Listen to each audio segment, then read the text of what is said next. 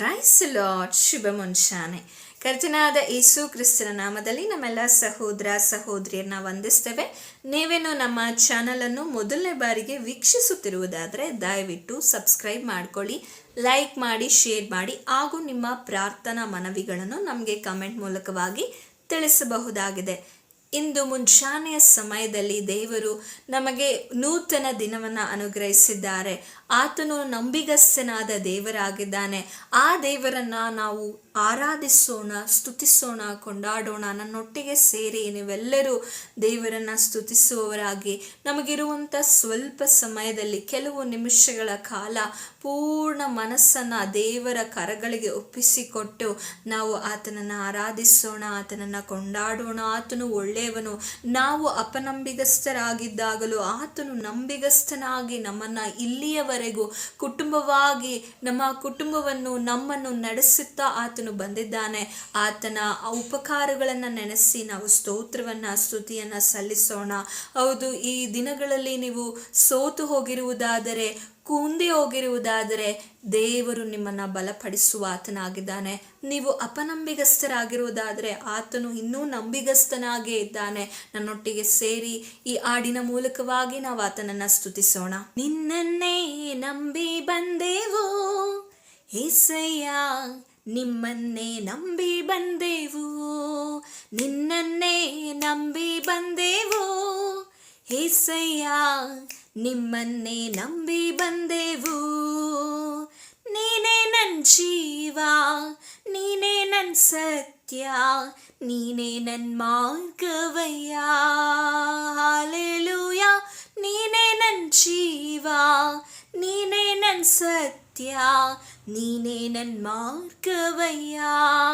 ನಿನ್ನನ್ನೇ ನಂಬಿ ಬಂದೆವು ಏಸಯ್ಯ, ನಿಮ್ಮನ್ನೇ ನಂಬಿ ಬಂದೆವು, ನಿಮ್ಮನ್ನೇ ನಂಬಿ ಬಂದೆವು ಏಸಯ್ಯ, ನಿಮ್ಮನ್ನೇ ನಂಬಿ ಬಂದೆವು. ಹೌದು ಏಸಪ್ಪ, ನಿಮ್ಮನ್ನೇ ನಾವು ನಂಬಿ ಬಂದೆವು. ನಿಮ್ಮ ಸನ್ನಿಧಿಯಲ್ಲಿ ದೇವರೇ ಈ ಮುಂಜಾನೆ ಸಮಯದಲ್ಲಿ ನಮ್ಮ ಜೀವಿತದಲ್ಲಿ ಅನೇಕ ಕಾರ್ಯಗಳು ಇದೆ, ಆದರೆ ಅವೆಲ್ಲದಕ್ಕಿಂತ ಹೆಚ್ಚಾಗಿ ನಾವು ನಿಮ್ಮನ್ನೇ ನಂಬಿ ಬಂದಿದ್ದೇವೆ. ನೀವೇ ನಮ್ಮ ಮಾರ್ಗ, ನೀವೇ ನಮ್ಮ ಸತ್ಯ, ನೀವೇ ನಮ್ಮ ಜೀವವೂ ಆಗಿದ್ದೀರಾ. ಆಲ್ಫವೂ ಒಮೇಘವೂ ಆಗಿರುವ ದೇವನೇ, ಆದಿಯೋ ಅಂತ್ಯವೂ ಆಗಿರುವ ಆತ್ಮನೇ, ನಿಮ್ಮನ್ನ ನಂಬಿ ಬಂದಿದ್ದೇವೆ. ನೀವು ನಮ್ಮನ್ನ ಸಂರಕ್ಷಿಸಿರಿ. ಈ ಮುಂಜಾನೆಯಲ್ಲಿ ನಮ್ಮನ್ನು ನಡೆಸಬೇಕಾಗಿ ಆರಾಧನೆ ಮೂಲಕವಾಗಿ ನಾವು ಕೇಳಿಕೊಳ್ತಾ ಇದ್ದೇವೆ. ಯೇಸಪ್ಪ, ನೀನು ನಮ್ಮನ್ನು ನಡೆಸ್ತಾ ಇರುವುದಕ್ಕಾಗಿ ಸ್ತೋತ್ರ. ನೀವು ನಮ್ಮನ್ನ ಸಂರಕ್ಷಿಸ್ತಾ ಇರುವುದಕ್ಕಾಗಿ ಸ್ತೋತ್ರ. ಎಲ್ಲ ಘನಮಾನ ಮಹಿಮೆ ನಿಮಗೆ ಸಲ್ಲಿಸ್ತೇವೆ. ಎಲ್ಲ ಸ್ತೋತ್ರಕ್ಕೂ ಯೋಗ್ಯನಾದ ದೇವನೇ, ನಿಮಗೆ ಸ್ತೋತ್ರ. ಆಮೇನ್. ಈ ಸಮಯದಲ್ಲಿ ಮುಂದಿನ ಭಾಗದಲ್ಲಿ ನಾವು ಕರ್ತನ ವಾಕ್ಯವನ್ನು ಧ್ಯಾನಿಸಲಿದ್ದೇವೆ. ದಯಮಾಡಿ ಆ ವಿಡಿಯೋವನ್ನು ಪೂರ್ತಿಯಾಗಿ ವೀಕ್ಷಿಸಿ ದೇವರ ಆಶೀರ್ವಾದವನ್ನು ಹೊಂದಿಕೊಳ್ಳಿರಿ. ದೇವರು ನಿಮ್ಮನ್ನು ಆಶೀರ್ವದಿಸಲಿ. ಕರ್ತನ ನಾಮಕ್ಕೆ ಮಹಿಮೆ ಉಂಟಾಗಲಿ. ನಮ್ಮೆಲ್ಲ ವೀಕ್ಷಕರನ್ನ ಪ್ರಭುವಾದ ಯೇಸು ಕ್ರಿಸ್ತನ ನಾಮದಲ್ಲಿ ನಾವು ವಂದಿಸ್ತೇವೆ. ಈ ದಿನ ಬೆಳಗಿನ ಸಮಯದಲ್ಲಿ ಒಂದು ವಾಕ್ಯವನ್ನು ಧ್ಯಾನ ಮಾಡಿಕೊಳ್ಳೋಣ. ದೇವರು ನಮ್ಮನ್ನು ಇದುವರೆಗಳ ಕಾಲ ನಡೆಸಿದ್ದಾನೆ, ಮುಂದೆಯೂ ನಡೆಸಲಿಕ್ಕೆ ಆತನು ನಮ್ಮನ್ನು ಶಕ್ತನಾಗಿದ್ದಾನೆ. ಅದರಿಂದ ಯಾವುದೇ ಚಿಂತೆಗಳು, ನೋವುಗಳು ಮುಂಜಾನೆ ವೇಳೆಯಲ್ಲಿ ನಿಮ್ಮಲ್ಲಿರುವುದಾದರೆ ದೇವರು ನಿಮ್ಮನ್ನು ಬಲಪಡಿಸಲಿ, ಮತ್ತೆಯೂ ತನ್ನ ಸಾನ್ನಿಧ್ಯದಲ್ಲಿ ನಿಮ್ಮನ್ನು ದೃಢಪಡಿಸಲಿ ಎಂಬುದಾಗಿ ನಾವು ಪ್ರಾರ್ಥನೆ ಮಾಡೋಣ. ಸಂದೇಶದ ವಿಷಯಕ್ಕಾಗಿ ಪ್ರಾರ್ಥನೆ ಮಾಡಿ ಪ್ರಾರಂಭ ಮಾಡಿಕೊಳ್ಳೋಣ. ಪ್ರೀತಿ ಸ್ವರೂಪನಾದ ತಂದೆ, ಒಳ್ಳೆ ಸಮಯಕ್ಕಾಗಿ ಸ್ತೋತ್ರ. ನಿನ್ನ ವಾಕ್ಯವನ್ನು ಧ್ಯಾನಿಸಲಿಕ್ಕೆ ಬೇಕಾದ ಕೃಪೆಯನ್ನು ಕೊಡು.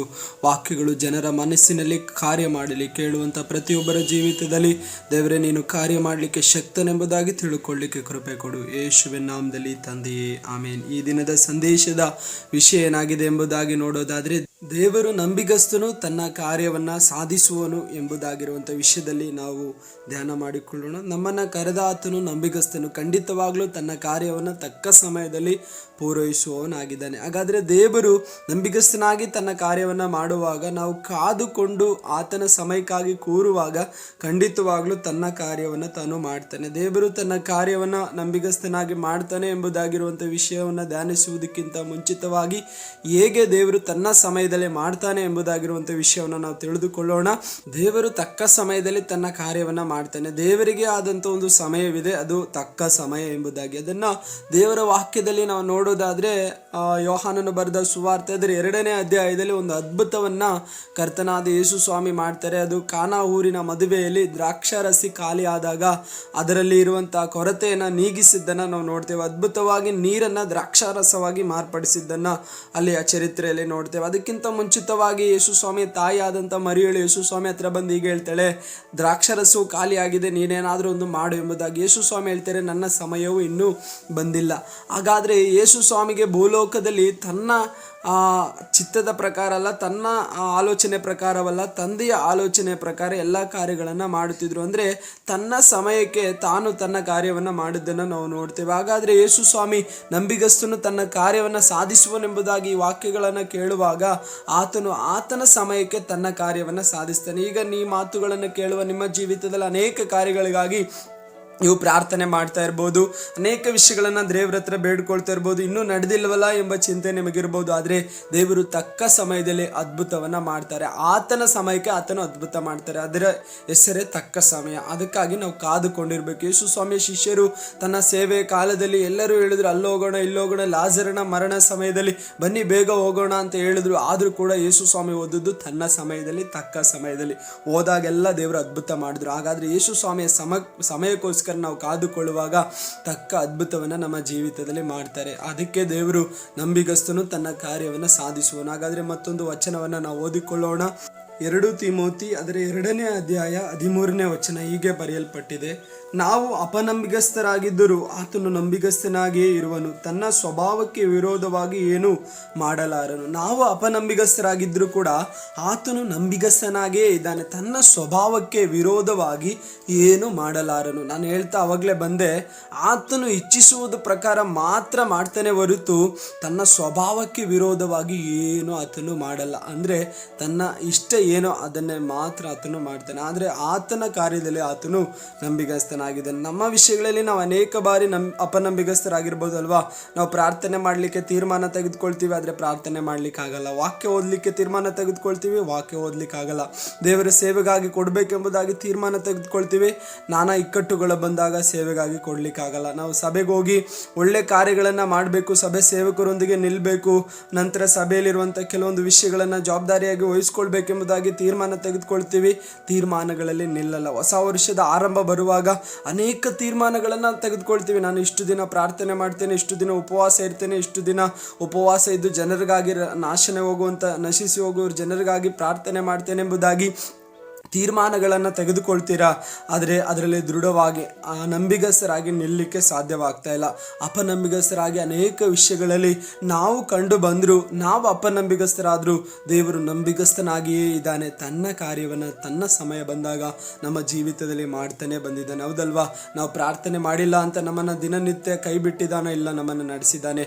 ನಾವು ಪ್ರಾರ್ಥನೆ ಮಾಡಿಲ್ಲ ಎಂಬುದಾಗಿ ಹೇಳಿ ನಮ್ಮ ಜೊತೆಯಲ್ಲಿ ಬರ್ತಾ ಇಲ್ವೋ? ಆತನು ಬರ್ತಾ ಇದ್ದಾನೆ. ನಾವು ಅಪನಂಬಿಗಸ್ತರಾದರೂ ತನ್ನ ಕಾರ್ಯವನ್ನು ತಾನು ಸಾಧಿಸ್ತಾ ಇದ್ದಾನೆ. ನಿಮ್ಮ ಮಕ್ಕಳ ವಿದ್ಯಾಭ್ಯಾಸದಲ್ಲಿ ನಿಮಗೆ ಬೇಕಾದ ಸಹಾಯವನ್ನು, ನಿಮ್ಮ ಕೆಲಸದ ವಿಷಯದಲ್ಲಿ, ನಿಮ್ಮ ಬಿಸ್ನೆಸ್ ವಿಷಯದಲ್ಲಿ, ನಿಮ್ಮ ವ್ಯವಹಾರದ ವಿಷಯದಲ್ಲಿ, ನಿಮ್ಮ ಜಮೀನಿನ ವಿಷಯದಲ್ಲಿ, ನಿಮ್ಮ ಮನೆ ಕಟ್ಟುವ ವಿಷಯದಲ್ಲಿ, ಪ್ರತಿಯೊಂದರಲ್ಲೂ ಆತನು ಸಹಾಯ ಮಾಡುತ್ತಲೇ ಬರ್ತಾ ಇದ್ದಾನೆ. ಕಾರಣ ನೀವು ಅಪನಂಬಿಗಸ್ತರಾದರೂ ಆತನು ನಂಬಿಗಸ್ತನು, ತನ್ನ ಕಾರ್ಯವನ್ನು ಸಾಧಿಸ್ತಾನೆ. ಅದರಿಂದ ಆತನು ನಂಬಿಗಸ್ತನಾದುದರಿಂದ ನೀವು ಆತನ ಸಮ್ಮುಖದಲ್ಲಿ ಯಾವಾಗಲೂ ಕಾದು ಕುಳಿತು ಆತನ ಕಾರ್ಯವನ್ನು ಹೊಂದಿಕೊಳ್ಬೇಕು. ಏನೆಲ್ಲ ವಿಷಯಗಳಲ್ಲಿ ಆತನು ನಂಬಿಗಸ್ತನೆಂಬುದಾಗಿ ನಾವು ಒಂದೊಂದು ವಿಷಯಗಳನ್ನು ಧ್ಯಾನ ಮಾಡಿಕೊಂಡು ಬರೋಣ.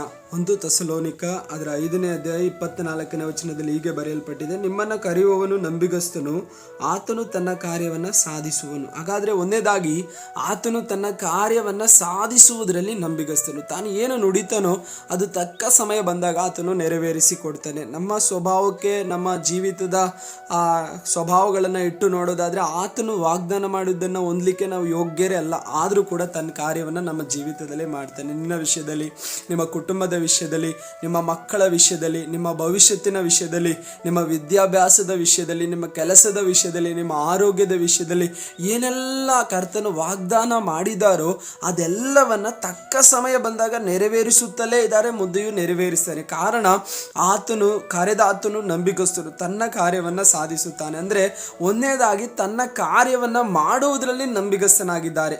ಆತನು ನಿಜವಾಗಲೂ ತನ್ನ ಕಾರ್ಯವನ್ನು ಕಾರ್ಯವನ್ನು ತಾನು ಮಾಡಲೇಬೇಕೆಂಬುದಾಗಿ ನಿಶ್ಚಯಿಸಿಕೊಂಡು ಮಾಡ್ತಾನೆ. ಒಂದು ಬಾರಿ ಪೇತ್ರನು ಸಮುದ್ರ ಮೇಲೆ ನಡೀಲಿಕ್ಕಾಗಿ ಅಪ್ಪಣೆಯನ್ನು ಪಡೆದು ಬರುವಾಗ ಸಂಶಯಪಟ್ಟು ಮುಳುಗುವ ಅವಸ್ಥೆಗೆ ಬಂದನು. ಆದರೂ ಕೂಡ ಕರ ಹಿಡಿದು ಆತನನ್ನ ಮೇಲೆತ್ತಿದನು. ಅಂದ್ರೆ ಆತನನ್ನ ರಕ್ಷಿಸಬೇಕಾದದ್ದು ಆತನ ಜವಾಬ್ದಾರಿ ಆಗಿತ್ತು. ಆತನ ಅಪನಂಬಿಕೆ, ಆತನ ಸಂಶಯ ಆತನನ್ನ ಮುಳುಗಿಸುತ್ತಾ ಬಂದರೂ ಕೂಡ ಕರ್ತನು ನಂಬಿಕೆಯ ಕರೆ ಹಿಡಿದು ಆತನನ್ನ ಎತ್ತಿದ್ದನ್ನು ನಾವು ನೋಡ್ತೇವೆ. ಹಾಗಾದ್ರೆ ಆತನು ತನ್ನ ಕಾರ್ಯದಲ್ಲಿ ನಂಬಿಗಸ್ತನಾಗಿದ್ದಾನೆ. ಸಹಾಯ ಮಾಡಬೇಕಾ, ಸಹಾಯ ಮಾಡ್ತಲೇ ಬರ್ತಾನೆ.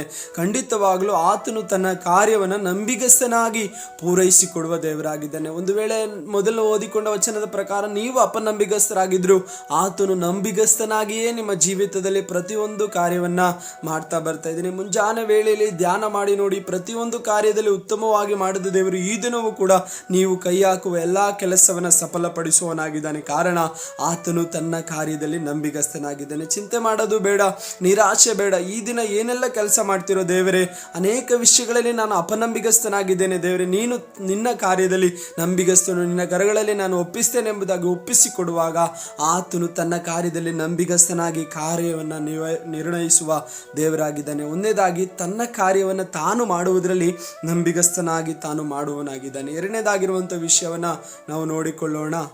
2 ಥೆಸಲೋನಿಕ 3:3 ಕರ್ತನು ನಂಬಿಗಸ್ತನು, ಆತನು ನಿಮ್ಮನ್ನು ದೃಢಪಡಿಸಿ ನೀವು ಕೆಡುಕನ ಕೈಗೆ ಸಿಕ್ಕದಂತೆ ಕಾಪಾಡುವನು. ಹಲ್ಲೆಲೂಯ. ಎರಡನೇದಾಗಿರುವಂಥ ವಿಷಯ ಏನೆಂಬುದಾಗಿ ಹೇಳೋದಾದ್ರೆ, ಕೆಡುಕನ ಕೈಯಿಂದ ನಮ್ಮನ್ನು ತಪ್ಪಿಸುವುದರಲ್ಲಿ ಆತನು ನಂಬಿಗಸ್ತನಾಗಿದ್ದಾನೆ. ಕರ್ತನು ನಂಬಿಗಸ್ತನು. ಆತನು ಕೆಡುಕನ ಕೈಯಲ್ಲಿ, ಅಂದರೆ ಕೆಡುಕಾಗಿ ನಮಗೆ ಮಾಡಲಿಕ್ಕೆ ಬರುವಂಥ ಸೈತಾನನ ಕೈಯಲ್ಲಿ ಅಥವಾ ಕೇಡನ್ನು ಉಂಟು ಮಾಡಲಿಕ್ಕೆ ಬರುವ ಮನುಷ್ಯನ ಕೈಯಲ್ಲಿ ಆತನು ನಮ್ಮನ್ನು ಸಿಕ್ಕಿ ಬೀಳಲಿಕ್ಕೆ ಮಾಡಲ್ಲ, ಅದರಲ್ಲಿ ಕಾಪಾಡಿ ಅದರಿಂದ ನಮ್ಮನ್ನು ತಪ್ಪಿಸುವವನಾಗಿದ್ದಾನೆ. ಒಂದು ವೇಳೆ ಮುಂಜಾನೆ ವೇಳೆಯಲ್ಲಿ ನಿನ್ನ ಕೆಲಸದ ಸಮಯದಲ್ಲಿ ನಿನ್ನನ್ನು ಅನೇಕರು ಕೇಡು ಮಾಡಲಿಕ್ಕೆ ಆಲೋಚನೆ ಮಾಡಿಕೊಂಡಿರ್ಬೋದು, ನಿನ್ನನ್ನು ಕೆಲಸದಿಂದ ತೆಗೆದಾಕ್ಲಿಕ್ಕೆ ಅಥವಾ ಕೆಲಸದಲ್ಲಿರುವಂಥ ಉದ್ಯೋಗದಿಂದ ಒಳ್ಳೆ ಪೊಸಿಷನ್ನಿಂದ ಇಳಿಸ್ಲಿಕ್ಕೆ ಅನೇಕ ಕೇಡುಗಳನ್ನು ನಿನ್ನ ವಿರೋಧವಾಗಿ ಶತ್ರು ಆದವನು ಕಲ್ಪಿಸ್ತಾ ಇರ್ಬೋದು. ಅದು ಮನುಷ್ಯನ ಮೂಲಕ ಪ್ರೇರಣೆ ಕೊಟ್ಟಿರ್ಬೋದು. ಅನೇಕ ಕೇಡುಗಳು ನಿನಗೆ ವಿರೋಧವಾಗಿ ಎದುರಾಗಿ ಬರ್ತಾ ಇರ್ಬೋದು. ಆದರೆ ಕರ್ತನು ನಂಬಿಗಸ್ತನು, ಖಂಡಿತವಾಗಲೂ ಎಲ್ಲ ಕೇಡುಗಳಿಂದ ನಿನ್ನನ್ನು ತಪ್ಪಿಸಿ ಕಾಪಾಡುವವನಾಗಿದ್ದಾನೆ. ಕರ್ತನು ಎರಡನೇದಾಗಿ ತಾನು ನಮ್ಮನ್ನು ಕೇಡಿನಿಂದ ತಪ್ಪಿಸಿ ಕಾಪಾಡುವುದರಲ್ಲಿ ನಂಬಿಗಸ್ತನಾಗಿದ್ದಾನೆ. ಒಂದು ವೇಳೆ ಚಿಂತೆ ಮಾಡಿ ನೋಡಿ, ಅನಾರೋಗ್ಯಗಳು ಅನೇಕ ಬಾರಿ ನಮಗೆ ಬಂದಾಗ ನಾವು ಮರಣ ಹೊಂದಿ ಹೋಗಬೇಕಾಗಿತ್ತು. ಈ ಮಾತುಗಳನ್ನು ಕೇಳುವ ನಿಮ್ಮಲ್ಲಿ ಅನೇಕರಿಗೆ ಕೊರೋನಾ ಎಂಬ ವ್ಯಾಧಿ ಬಂದಾಗ ಅನೇಕರನ್ನ ವ್ಯಾಧಿ ಹಿಡಿದಿದ್ದು, ಆದರೂ ಕೂಡ ಕೊರೋನಾ ಎಂಬ ವ್ಯಾಧಿ ನಮ್ಮನ್ನು ನಾಶ ಮಾಡಿಲ್ಲ. ಯಾಕೆ ಗೊತ್ತಾ? ಕರ್ತನು ನಂಬಿಗಸ್ತನಾಗಿ ಅದರಿಂದ ನಮ್ಮನ್ನು ಕಾಪಾಡಿದ್ರಿಂದಲೇ, ಕರ್ತನು ನಂಬಿಗಸ್ತನಾಗಿ ಆ ಕೇಡಿನಿಂದ ನಮ್ಮನ್ನು ತಪ್ಪಿಸಿದ್ರಿಂದಲೇ ನಾವು ಈಗ ಜೀವಂತವಾಗಿ ಉಳಿದಿದ್ದೇವೆ. ಅದಕ್ಕಾಗಿ ಕೃತಜ್ಞತೆ ಸಲ್ಲಿಸೋಣ. ಎರಡನೇದಾಗಿ ನಾವು ನೋಡೋದಾದ್ರೆ ಆಪತ್ತುಗಳು ಅಪಾಯಗಳು ನಮಗೆ ಎದುರಾದಾಗ ಅನೇಕ ಬಾರಿ ನಾವು ನಷ್ಟಪಟ್ಟು ಹೋಗಬೇಕಾಗಿತ್ತು. ವಾಹನವನ್ನು ಚಲನೆ ಮಾಡಿಕೊಂಡು ಹೋಗುವಾಗ ಅನೇಕ ಆಪತ್ತುಗಳು ನಮಗೆ ಎದುರಾಗಿ ಬಂದರೂ ಕೂಡ ಆ ಕೇಡು ನಮಗೆ ಸಂಭವಿಸದ ಹಾಗೆ ನಿಮ್ಮನ್ನು ದೇವರು ತಪ್ಪಿಸಿದ್ದಾನೆ ಅಲ್ವಾ? ಅನೇಕ ವಿರೋಧತ್ವ ನಿಮಗೆ ಉಂಟಾದರೂ ಕೂಡ ಕೆಲಸ ನಷ್ಟಪಟ್ಟು ಹೋಗದೆ, ವಿದ್ಯಾಭ್ಯಾಸದಲ್ಲಿ ಸೋತು ಹೋಗದೆ, ನಿಮ್ಮ ಜೀವಿತದಲ್ಲಿ ಕುಟುಂಬದ ವಿಷಯದಲ್ಲಿ ಅನೇಕ ಸಮಸ್ಯೆಗಳನ್ನು ವಿರೋಧಿಗಳಾದವರು ತಂದು ಒಡ್ಡಿದ್ರು ಕೂಡ, ಅನೇಕ ಸಮಸ್ಯೆಗಳನ್ನು ಕುತಂತ್ರಗಳನ್ನು ತಂದು ಒಡ್ಡಿದ್ರು ಕೂಡ, ಕೇಡು ಮಾಡಲಿಕ್ಕಾಗಿ ಅನೇಕ ನಿನಗೆ ವಿರೋಧವಾಗಿ ಆಯುಧಗಳನ್ನು ಎಸೆದರೂ ಕೂಡ ಯಾವ ಕೇಡು ಆಗಿಲ್ಲ. ಅಂದರೆ ದೇವರು ನಿನಗೆ ಸಹಾಯ ಮಾಡಿದ್ದಾನೆ. ಆತನು ನಂಬಿಗಸ್ತನು, ಕೆಡುಕನ ಕೈಯಿಂದ ಕೇಡಾಗದಾಗೆ ನಿನ್ನನ್ನು ತಪ್ಪಿಸಿ ಕಾಪಾಡಲಿಕ್ಕೆ ಆತನು ಶಕ್ತನಾಗಿದ್ದಾನೆ. ಎರಡನೇದಾಗಿ ಆತನು ನಮ್ಮನ್ನು ಕೆಡುಕನ ಕೈಯಿಂದ ತಪ್ಪಿಸುವುದರಲ್ಲಿ ನಂಬಿಗಸ್ತನಾಗಿದ್ದಾನೆ. ಆಗಿರುವಂಥ ವಿಷಯವನ್ನು ನಾವು ನೋಡಿಕೊಳ್ಳೋಣ. ಒಂದು ವಾಕ್ಯವನ್ನು ಓದಿಕೊಳ್ಳೋಣ. ಇಬ್ರಿಯರಿಗೆ ಬರೆದ ಪತ್ರಿಕೆ ಅದರ 10ನೇ ಅಧ್ಯಾಯ ಅದರ 23ನೇ ವಚನ ಹೀಗೆ ಬರೆಯಲ್ಪಟ್ಟಿದೆ: ನಮ್ಮ ನಿರೀಕ್ಷೆಯನ್ನ ಕುರಿತು ನಾವು ಮಾಡಿದ ಪ್ರತಿಜ್ಞೆಯನ್ನ ನಿಶ್ಚಲವಾಗಿ ಪರಿಗಣಿಸೋಣ. ವಾಗ್ದಾನ ಮಾಡಿದಾತನು ನಂಬಿಗಸ್ತನು. ಮೂರನೇದಾಗಿ ತನ್ನ ವಾಗ್ದಾನದಲ್ಲಿ ಆತನು ನಂಬಿಗಸ್ತನಾಗಿ ನಡೆದುಕೊಳ್ಳುವನಾಗಿದೆ. ನಿಮ್ಮ ಜೀವಿತದಲ್ಲಿ ಏನೆಲ್ಲ ವಾಗ್ದಾನಗಳನ್ನು ಕರ್ತನು ಮಾಡಿದಾನೋ ಅವೆಲ್ಲನ ತಕ್ಕ ಸಮಯ ಬಂದಾಗ ಖಂಡಿತವಾಗ್ಲೂ ನೆರವೇರಿಸ್ತೇನೆ. ಅದು ತಡವಾದರೂ ಕೂಡ ತಕ್ಕ ಸಮಯ ಬಂದಾಗ ಅದನ್ನು ನೀವು ಹೊಂದಿಕೊಳ್ಳಿಕ್ಕೆ ಸಾಧ್ಯವಾಗ್ತದೆ. ನಿಮ್ಮ ವಿಷಯದಲ್ಲಿ, ನಿಮ್ಮ ಕುಟುಂಬದ ವಿಷಯದಲ್ಲಿ, ಒಂದು ವೇಳೆ ಮದುವೆ ಆಗದೇ ಇರುವವರು, ಮದುವೆ ವಿಷಯದಲ್ಲಿ, ಮಕ್ಕಳಾಗದೇ ಇರುವವರು, ಮಕ್ಕಳ ವಿಷಯದಲ್ಲಿ ವಾಗ್ದಾನ ಮಾಡಿರಬಹುದು, ತಡವಾದರೂ ವಾಗ್ದಾನದಲ್ಲಿ ನಂಬಿಗಸ್ತನಾದ ದೇವರು ನಮ್ಮ ದೇವರಾಗಿದ್ದಾರೆ. ಖಂಡಿತವಾಗಲೂ ತಕ್ಕ ಸಮಯದಲ್ಲಿ ವಾಗ್ದಾನವನ್ನು ಆತನು ನೆರವೇರಿಸಿ ಕೊಡುವನಾಗಿದ್ದಾನೆ. ನೀವು ಧೈರ್ಯವಾಗಿರಿ. ದೇವರು ಖಂಡಿತವಾಗ್ಲೂ ನಿಮಗೆ ಮಾಡಿದ ವಾಗ್ದಾನವನ್ನು ಈ ಮುಂಜಾನೆ ವೇಳೆಯಲ್ಲಿ ನೀವು ಪ್ರಾರ್ಥನೆ ಮಾಡಿ ಅದನ್ನು ಮತ್ತೊಂದು ಆವೃತ್ತಿ ದೇವರಿಗೆ ಸ್ತೋತ್ರ ಮಾಡುವುದಾದರೆ, ದೇವರೇ ಇಂಥ ವಾಗ್ದಾನ ನೀನು ನನ್ನ ಜೀವಿತದಲ್ಲಿ ಮಾಡಿದ್ಯಾ, ಅದನ್ನು ತಕ್ಕ ಸಮಯದಲ್ಲಿ ನೆರವೇರಿಸಿ ಕೊಡು ಎಂಬುದಾಗಿ ದೇವರ ಹತ್ರ ಪ್ರಾರ್ಥನೆ ಮಾಡಿಕೊಳ್ಳುವುದಾದರೆ, ಖಂಡಿತವಾಗ್ಲೂ ವಾಗ್ದಾನದಲ್ಲಿ ನಂಬಿಗಸ್ತನಾದ ದೇವರು ನಿನಗೆ ಮಾಡಿದ ವಾಗ್ದಾನವನ್ನು ತಕ್ಕ ಸಮಯದಲ್ಲಿ ನೆರವೇರಿಸಿ ಕೊಡುವನಾಗಿದ್ದಾನೆ. ಹಾಗಾದರೆ ನಾವು ಪ್ರಾರ್ಥನೆ ಮಾಡೋಣ. ಕೇಳಲ್ಪಟ್ಟ ಸಂದೇಶವನ್ನು ತಿರುಗೊಂದು ಆವೃತ್ತಿ ನಮ್ಮ ನೆನಪಿಗೆ ತಂದುಕೊಳ್ಳೋಣ. ಒಂದನೇದಾಗಿ, ದೇವರು ತನ್ನ ಕಾರ್ಯವನ್ನು ಸಾಧಿಸುವುದರಲ್ಲಿ ನಂಬಿಗಸ್ತನಾಗಿದ್ದಾನೆ. ಎರಡನೇದಾಗಿ, ಕೆಡುಕನ ಕೈಯಿಂದ ನಮ್ಮನ್ನು ತಪ್ಪಿಸುವುದರಲ್ಲಿ ನಂಬಿಗಸ್ತನಾಗಿದ್ದಾನೆ. ಮೂರನೇದಾಗಿ, ವಾಗ್ದಾನಗಳನ್ನು ನೆರವೇರಿಸುವುದರಲ್ಲಿ ಆತನು ನಂಬಿಗಸ್ತನಾಗಿದ್ದಾನೆ. ನಾವಾದರೂ ಆಗಿದ್ದರೂ ಆತನು ನಂಬಿಗಸ್ತನಾಗಿಯೇ ಇದ್ದಾನೆ. ಹಾಗಾದರೆ ನಮ್ಮ ಅಪನಂಬಿಗಸ್ತಿಕೆ ಹೆಚ್ಚಾಗಿರಬಹುದು, ಆದರೆ ಆತನು ತನ್ನ ನಂಬಿಗಸ್ತಿಕೆ ಪೂರಕವಾಗಿ ಆತನು ಕಾರ್ಯವನ್ನು ಮಾಡುವನಾಗಿದ್ದಾನೆ. ಅಂದರೆ ಧೈರ್ಯವಾಗಿರಿ. ಕರೆದ ಆತನು ನಂಬಿಗಸ್ತನು, ತನ್ನ ಕಾರ್ಯವನ್ನು ಪೂರೈಸ್ತಾನೆ. ನಿಮ್ಮ ಜೀವಿತದಲ್ಲಿ ಏನೆಲ್ಲ ಮಾಡಬೇಕು, ಈ ದಿನೆಲ್ಲ ಏನೆಲ್ಲ ಆಶೀರ್ವಾದಗಳು ನಿಮಗೆ ಕೊಡಬೇಕು, ಏಂತ್ರೆಲ್ಲ ನಿಮ್ಮನ್ನು ಬಿಡಿಸಬೇಕು, ಯಾವೆಲ್ಲ ಕೆಡುಕಿನಿಂದ ನಿಮ್ಮನ್ನು ತಪ್ಪಿಸಬೇಕು, ಯಾವೆಲ್ಲ ವಾಗ್ದಾನಗಳನ್ನು ನಿಮ್ಮ ಜೀವಿತದಲ್ಲಿ ಈ ದಿನ ನೆರವೇರಿಸಬೇಕು, ಈ ತಿಂಗಳಲ್ಲಿ ನೆರವೇರಿಸಿಕೊಡ್ಬೇಕು, ಅದನ್ನು ನೆರವೇರಿಸಿ ಕೊಡ್ತೇನೆ. ನಿಮಗೆ ತಲುಪಬೇಕಾದದೆಲ್ಲವನ್ನು ತಕ್ಕ ಸಮಯದಲ್ಲಿ ತಲುಪಿಸಿಕೊಡ್ತೇನೆ. ಧೈರ್ಯವಾಗಿರಿ. ದೇವರು ಎಂದಿಗೂ ನಿಮ್ಮನ್ನು ಕೈ ಬಿಡೋದಿಲ್ಲ, ತೊರೆದು ಬಿಡೋದಿಲ್ಲ. ಯುಗದ ಸಮಾಪ್ತಿಯವರೆಗೂ ಜೊತೆಗಿರ್ತೇನೆ ಎಂಬುದಾಗಿ ಹೇಳಿದ ದೇವರು ಈಗಲೂ ನಿಮ್ಮ ಜೊತೆಯಲ್ಲಿದ್ದಾರೆ. ಮುಂಜಾನೆ ಒಂದು ದಿನವನ್ನು ಸಂತೋಷವಾಗಿ ನಾವು ಪ್ರಾರಂಭ ಮಾಡೋಣ, ಸಂತೋಷವಾಗಿ ಈ ದಿನವನ್ನು ನಾವು ಕಳೆಯೋಣ. ದೇವರು ನಮ್ಮ ಸಂಗಡಿಗನಾಗಿರುವುದರಿಂದ ಧೈರ್ಯವಾಗಿ ನಾವಿರೋಣ. God bless you. ದೇವರು ನಿಮ್ಮನ್ನು ಆಶೀರ್ವದಿಸಲಿ.